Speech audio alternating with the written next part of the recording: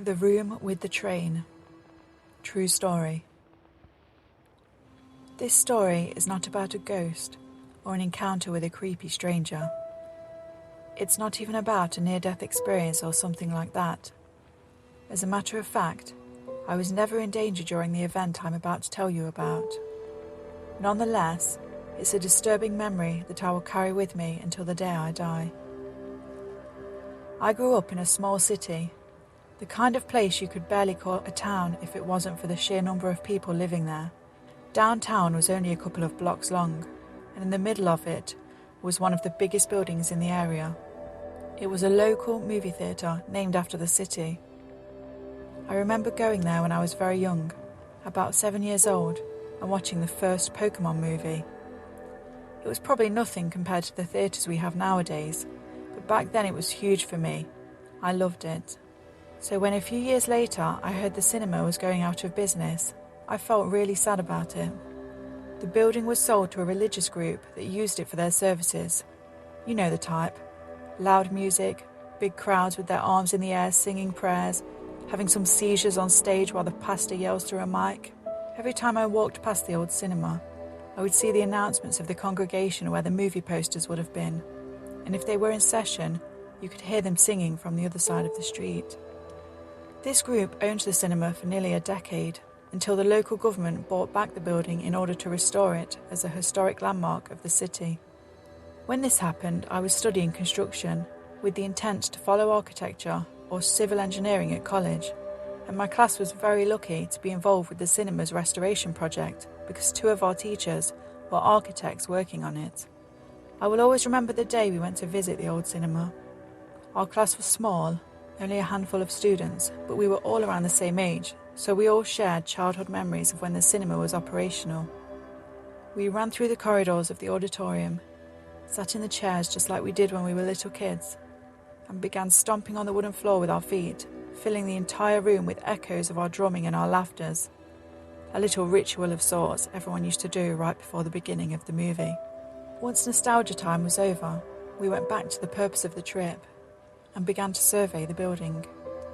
We were very excited because that was a unique opportunity to go into the places we would never have been allowed to otherwise. So we made sure to check every last corner, every single room, no matter how far, no matter how obscure. The first one we found was below the stage. On one of the corners there was a little door, not very visible, probably because it was meant for maintenance staff only. Behind it we found a long room filled with rusty boilers, part of the old heating system that was no longer in use.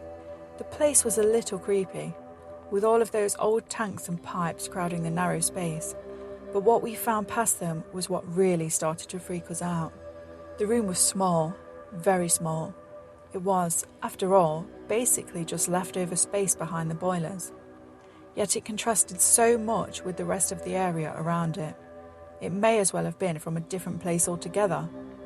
The walls were painted a light colour, white I think, but I don't remember it very well because what really got my attention were the drawings in them.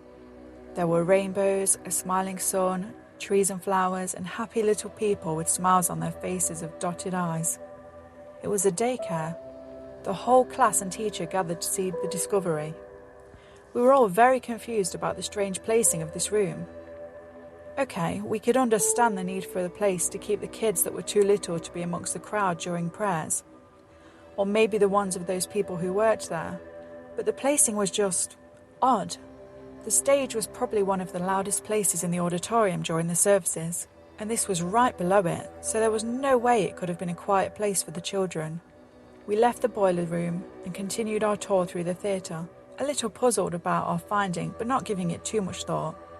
Outside of the auditorium there were bathrooms, both in terrible condition, the ticket sale booth and a huge set of stairs that led to a mezzanine in the auditorium. Half of the seats there were totally ruined due to a water leak in the roof, and I cursed these people for not taking proper care of the building. With that part done, all that was left was the projection room on the 3rd floor.